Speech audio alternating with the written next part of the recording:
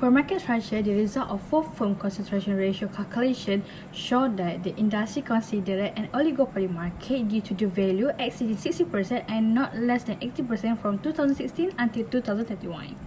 Number and size of firms in Malaysia in the logistics industry are mostly small and medium sized. The development of e-commerce and several initiatives and technological improvement in the logistics industry caused the size of this sector to expand and contribute almost 3.8% to Malaysian gross domestic product GDP.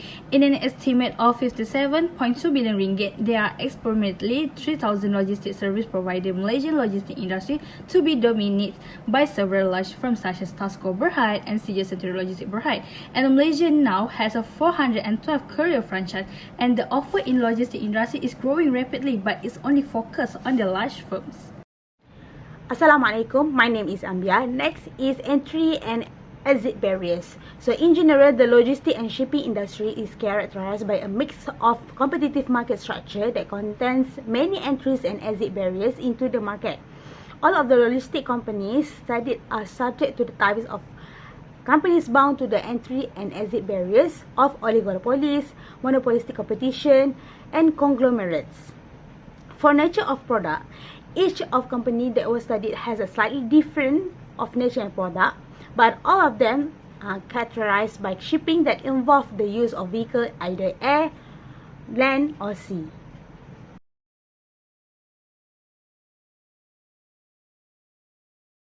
Next is TEAM2 Logistics Holdings Berhad. It's an investment company involved in the logistics, warehousing, and transportation services. This company focusing on strengthening its logistics and warehousing segment throughout Malaysia and Southeast Asia. A wide network it had throughout Malaysia and Southeast Asia make this company eager to lead in assisting businesses with logistic needs. And the vision of TEAM2 is to be the dominant logistics service provider in Asia Pacific, and the mission of the company is to provide comprehensive logistics solutions to all their valued clients with professional services. TEAM2 Logistics Holdings Berhad offered various services to the customers, including bonded warehouses at free trade zones. The bonded warehouses are located in the area of Klang Valley and Johor Bahru with a total capacity of almost 1 million square feet. In order to fulfill this facility, the company has specific fleet bonded trucks and offers assistance in getting re-export and transshipment permits. Secondly is cold chain services. TEAM2's cold chain room service is one of the largest providers in Malaysia, which includes frozen, chilled, and ambient according to the needs. The trucks provided to deliver numerous conditions of goods are equipped with ambient, air-conditioned, chilled, frozen as well as deep freezing storage. Next is courier services. TEAM2 is supported by the skilled drivers and runners while offering cost-effective and reliable services by ensuring every task is diligently planned and carried out perfectly. And next is having heavy transportations. Lorry cranes and Cornetto trailers 40 axle are among the machinery to execute project cargo with permission of relevant local authorities such as JBJ and JKR. And last but not least is LNG transport. TEAM2 has ventured into LNG transport to expand in the Malaysia oil and gas market. In terms of pricing, TEAM2 implemented a competitive pricing strategy in its operation by providing a broad range of logistics services, which enables the company to charge the customer with competitive prices without affecting its profit margin through cross-subsidization and volume. The company expertise on how to ramp up or source for capacity at a fair cost to the clients, which consists of seeking more logistics services and warehouses space on short notice. Besides, TEAM2 also used the geographical pricing strategy by charging different prices for different locations. Critical costs of transportations in the value proposition delivery, resulting with different prices charged by the company, as TEAM2 involved in providing services in Asian countries. Next, for the advertising, TEAM official website is the main advertising tool to attract customers by providing much information about the company establishment, services offered, quotation, feedback, and even employment opportunities. Besides, TEAM has expanded its e-commerce scene by targeting customers from Asian countries such as Guangzhou, Hanoi, Laos, and Bangkok by using its cross-border tracking routes.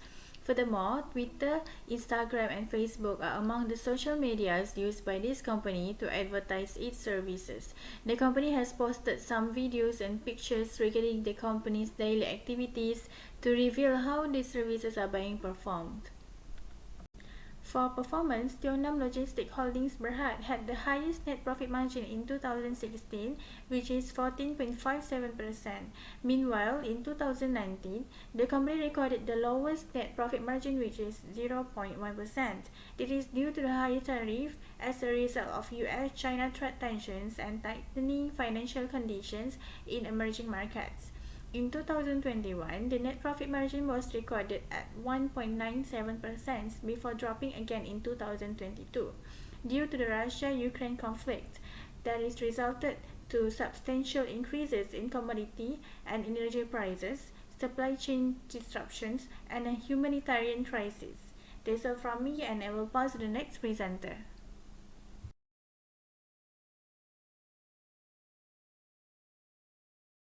Hi, it's me again. So next we are looking for Shenyang Shipping Corporation Berhad, which we call SICOP. So for business objective, their vision is to be the premier shipbuilder and integrated marine structural fabricators. And the second one is to be a non-stop quality logistics services provider and marine engineering in South Asia and beyond. So for their mission, they have four. So the first one is to operate a modern integrated shipping and shipbuilding, benchmarking for excellence in providing comprehensive, innovative, and efficient quality services.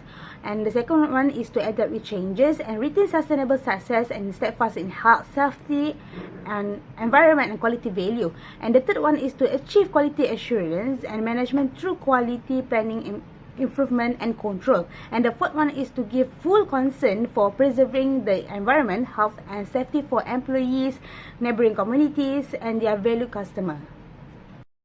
Next is for their product. So, SICOP is one of a few significant shipping and shipbuilding companies that builds their own vessels. And SICOP also provide door-to-door shipping, third-party logistic transportation solutions, ship repairs, modification, and maintenance activities in support of their primary business sectors. So for their pricing policy, SICOP use cost-based pricing, which involves setting price for each shipping services based on the cost incurred in providing their services. So the second one is value added pricing, which refers to a pricing strategy in which SICOP adds an additional charges to its shipping services based on their preserved value it offers to the clients or their customers.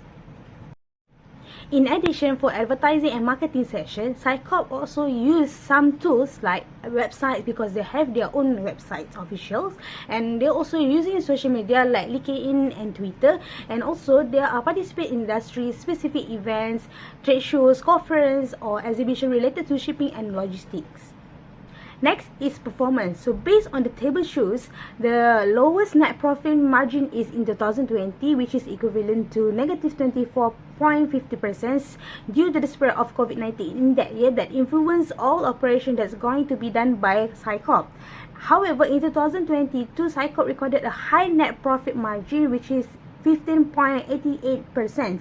This value is the highest achievement of SICOP after several years of not getting a high net profit margin due to the fact that all restrictions have been released and economic activities from one country to another can be carried out as usual. In addition, there are improvements made by SICOP itself to attract attention for their customers or clients.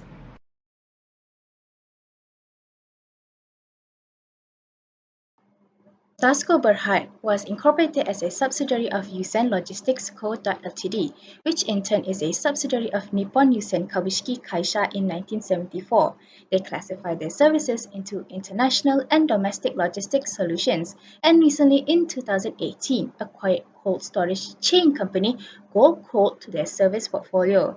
The vision for the group is connecting people, businesses, communities to a better future through logistics. Well, their mission is to become the world's preferred supply chain logistics company, applying insight, service quality, and innovation to create sustainable growth for business and society. Services provided by Tasco Berhad are broad. Among them are air and ocean freight forwarding, multimodal warehousing solutions, cross-border haulage and trucking, and customs house brokerage all help boost them in the international shipping aspect, plus a bonus of cold storage solution for specialized industries. They practice value-added pricing as they offer rare, specialized types of logistics service, which is cold storage transportation, thus bringing additional value to their services.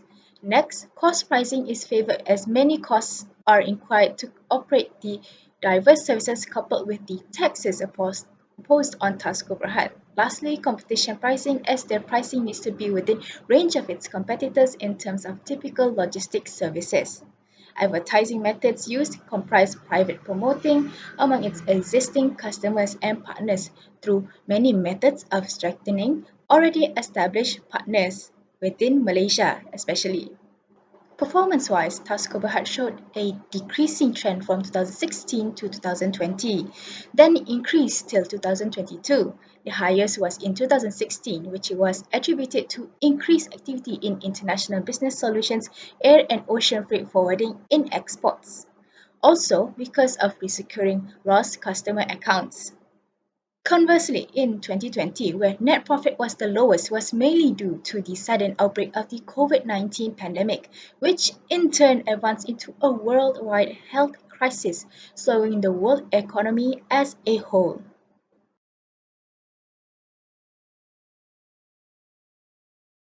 CJ Century, founded in 1988 and merged with CJ Group in 2006 and known as the industry leader in document management due to technical and project management skill.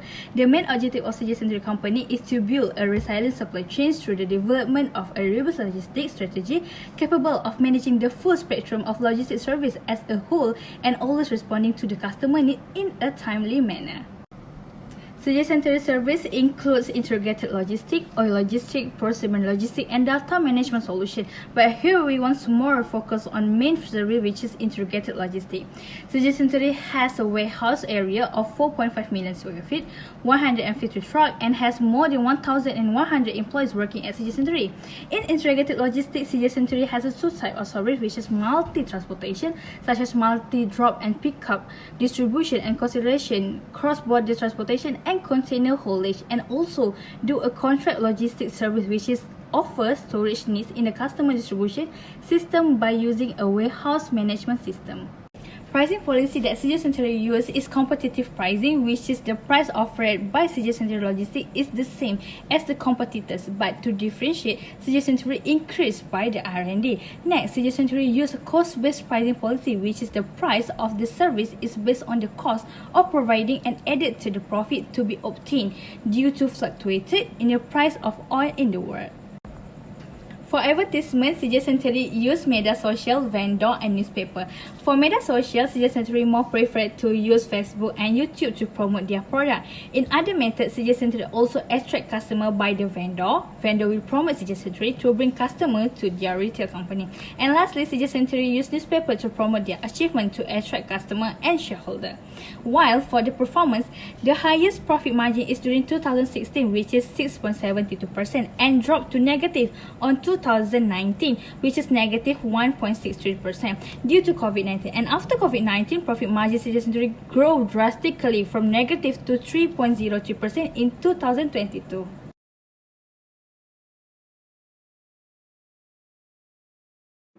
Next, Malaysia Share Bintian with matrix number 277013, we present about FM Global Logistics Company's observation. FM Global Logistics, or known as FMGL, was founded in 1988 and entirely Malaysia-owned provider of international freight service.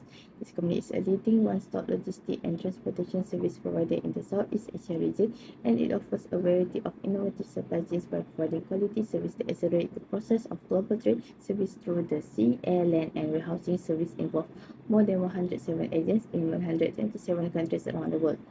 This company helps the directors and entrepreneurs to meet the highest level of satisfaction through the process of storing, managing, protecting, and delivering goods or products offered by firms directly to their customers efficiently and cost-effectively. FMGL offers a wide range of complete local and international transport and logistics services. Among the service segments offered by FMGL in the international market are sea freight, air freight, land freight, as well as a tug and barge. While for the local market segment, FMGL offers a service such as 3PL warehousing and distribution, incorporating e-commerce, fulfillment, and last mile service, also supporting service such as custom brokerage and haulage. However, the main service product offered by FMGL is sea freight, as it contributes to the highest annual income of around 63.7% in 2018 due to the extensive experience in handling cargo movements for customers through a wide system of communication networks and also a good and efficient warehousing management. For the pricing policy, FMGL implements a competitive pricing policy, which is by identifying the market segment that is most capable of being dominated more than competitors who offer similar service to reduce the impact of this due to the economic uncertainty and the sales revenue they will receive each year. In addition, FMGL also implements a pricing policies based on product values by collecting market research on expectation and customers' preference in certain segments, as well as evaluating the offers provided by their competitors. Through it, it can continue to maintain the value of products in the market segment in a concentrated manner, which is to focus on services that provide the greatest profit for the company to achieve their overall goals. For the advertising and marketing strategy, FNGL has used new technology approach through the e-commerce business plan, specially designed to meet the needs of customers while speeding up the customers' online retail journey, as well as helping to manage the journey of product and logistic goods through the service offered. It can help further expand the sales market of customers' products throughout the country, and the network provide with a more reasonable cost. Meanwhile, the FMDR net profit margin performance shows that this company had the highest net profit margin in 2016, which is 4.8% in these 6 years. That the company's profitability dropped continuously from 2017 to 2020. Then in 2021, the profitability of this company increased by 1.36% from 2.18% in 2020 to 3.54% in 2021. This is because the company has made the improvement and internet upgrades for every level of its operation.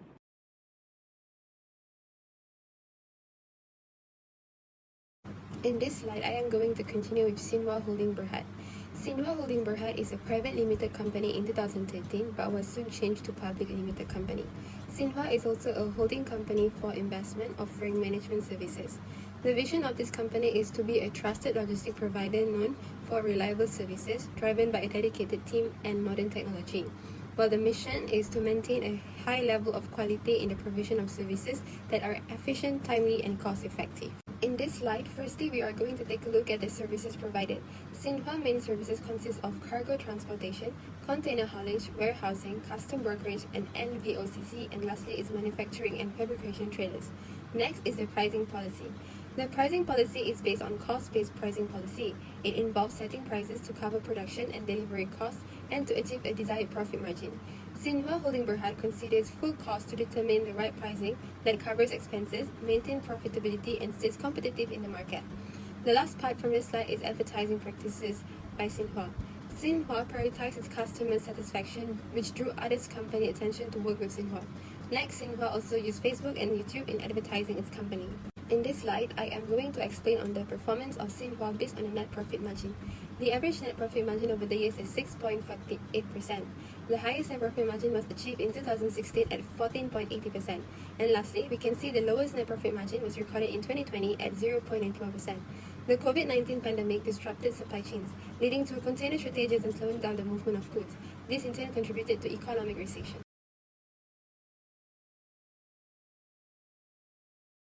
GDEX is an express delivery services provider company that is leading with a rising presence in Southeast Asia. GDEX also has started its operation in Singapore, Indonesia, and Vietnam. GDEX stands by its vision, where it revolves around our people, emphasizing on positive energy, customer first, and applying. GDEX also successfully built a new sorting hub in Petani Jaya, which can support double of their current sorting capacity. This illustrates that GDEX wanted to focus on boosting with the operational activity that allows them to increase their automation together with strengthening the workforce safety. GDEX provide a wide range of products that contain delivery, warehousing, digital solutions, and other small businesses. GDEX offers domestic delivery that have a fleet over 1,300 vehicles. Not only that, GDEX has sent parcel and documents to over 200 countries worldwide. In fact, they have prepared freight services which they send to over 212 countries across the world. For their digital solution businesses, GDEX has conquered Malaysia's informative social commerce platform. GDEX enforced competitive pricing in its operation in order for them to sustain the profit at the highest. Not only that, expansion of express delivery division, mainly warehousing services due to higher demand of that particular service, has made the expenses of operating increased. And on GDEX also applied a geographical pricing strategy since GDEX is located in different countries such as Singapore, Indonesia, and Vietnam. So the cost transportation charge is based on the geographical segmentation. Since GDEX is creating a new logistic routes that allows securing all customers' parcels right to their doorsteps. GDEX's main tool for advertising and marketing is mainly by using their official website, which is GDEX Express Official. They provide a website as a one-stop center concept, which is compact with all vital informations. The layout of the website is nicely put and straightforwardly designed that allows the customers to browse with ease. Not only that, GDEX also developed a website called My GDEX Prime that is specifically made for customers to create a corporate account. This proves that the marketing strategy that has been developed by GDEX is very transparent, successfully creates trust, and provides a positive end-to-end experience to customers. Next is the performance of GDEX. So the highest GDEX net profit margin is in 2016, which is 15.67% within the 6 years. So this followed the next year in 2017, which is 14.7%. This is due to GDEX being the only company that capitalizes on the growing e-commerce trend in Malaysia. So this will lead them to sort out at least 150,000 parcels per day in a huge capacity sorting hub. After 2018, the net profit margin is fluctuated from 2019 until 2022, which is negative 4%. So this is due to GDEX's low domestic revenue resulting from new market entrants such as GMT, Shopee Express Delivery. Only that, there is competitive pricing from other companies that offer free delivery service in order to increase volume. For the local policy and regulation, Malaysia has outlined several core strategic policies to develop sustainable transport and logistics sectors to stimulate economic growth and support the well-being of the people in line with the status of a developed country. For example, through the formation of the Asian Economic Community (AEC) in the year of 2015. Next, a dynamic and sustainable institutional environment is important to develop the logistics industry by streamlining related rules and regulations to reduce inefficiency, duplication, and non-uniformity of roles and tasks between the government and departments such as the Ministry of Transportation, MOT, SPAD, and Puspakom. In fact, the process of improving the trade facilitation mechanism involves the cargo release process, improving the security features of trade documents, and encouraging paperless transaction was also formulated in the 11th Malaysia Plan policy involving cooperation between PIA and JKDRM and assisted by the Business Facilitation Special Task Force Pemuda to ensure that the security aspect of export and import goods are safe. Next, under policy and regulation for international, firstly, United Nations Convention on the Contract International Carriage of Goods by Route 1956. Under Article 7, the sender is responsible for the expenses including loss and damage by the reason of inaccuracy or inadequacy, and under Article 17, the carrier must be responsible for any total or partial loss of the products, any damage that occurs between the time of pickup as well as in the case of delayed delivery. And next, United Nations Convention of the Contract International Carriage of Goods by Sea 1978, or known as Hamburg Rules. Under Article 5 in the bracket 3, the delay of delivery for more than 60 days is entitled loss by the claimant. Meanwhile, Article 19 in the bracket 7, it says that in the case of loss and damage, the carrier should give notice to the shipper, specifying the general nature of the loss or damage within 90 consecutive days after the occurrence. Next, in terms of customs, United Nations Convention on the Contract International Carriage of Goods by Road 1956 has stated that in in the Article 6, the consignment note should include fees associated with the transportation. For example, like fees for transportation, supplemental fees, customs duties, and other fees incurred from the time of contracting until the time of delivery. And next, Article 23, in the event of total loss, the carriage fees, custom duties, and other fees associated with the carriage of goods shall be reimbursed in full. Meanwhile, in the event of a partial loss, they shall be reimbursed in proportion to the loss incurred. Nevertheless, no further damage should be due.